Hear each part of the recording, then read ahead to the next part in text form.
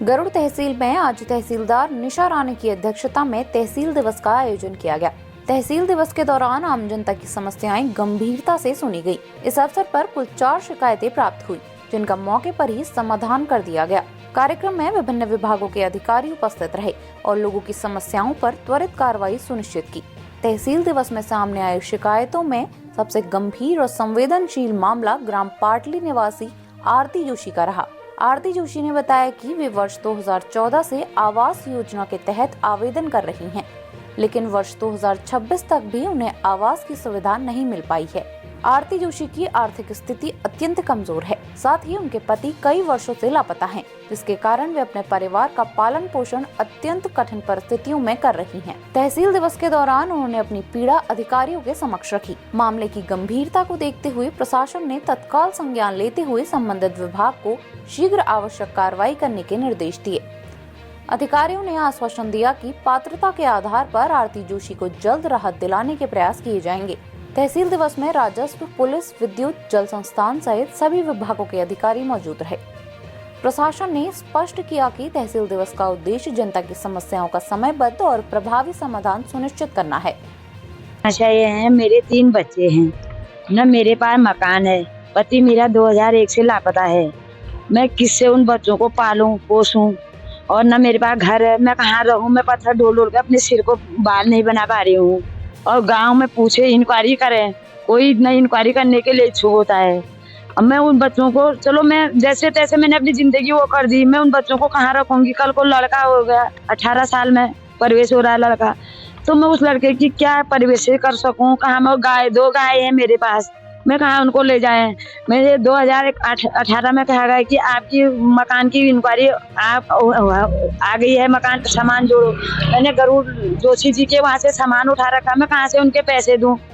आप इस चीज की मेरे लिए बहुत जानकारी करके गांव में आकर के सभी लोग मेरे ये दुख देखें और सुने। मैं ग्राम विकास अधिकारी से, खंड विकास अधिकारी से, जिला पंचायत से, पंचायत सिक्योरिटी से ये कहने के लिए आई हूँ जिला यहाँ तहसील दिवस में।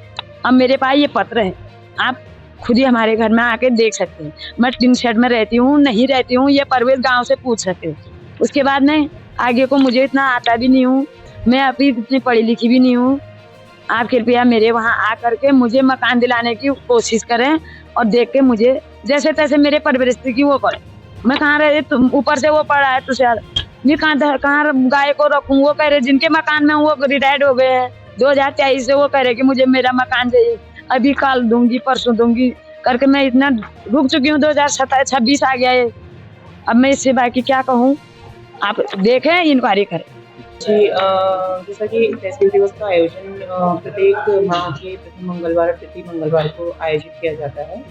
उसी के तत्वाधान में आज तहसील दिवस का आयोजन किया गया था तहसील गरुड़ में, जिसमें हमें आज कुल 3 शिकायतें प्राप्त हुई हैं, जिसमें से एक शिकायत प्रार्थना पत्र है। ये फॉरेस्ट डिपार्टमेंट के लिए है। अनुरोध बंदरों की समस्या के संबंध में है, बंदरों के आतंक के संबंध में है, जिसमें फॉरेस्ट विभाग द्वारा बताया गया है कि उनके द्वारा बंदरों का जो उनको पकड़कर उनके बंधियाकरण की जो कार्यवाही है वो की जा रही है।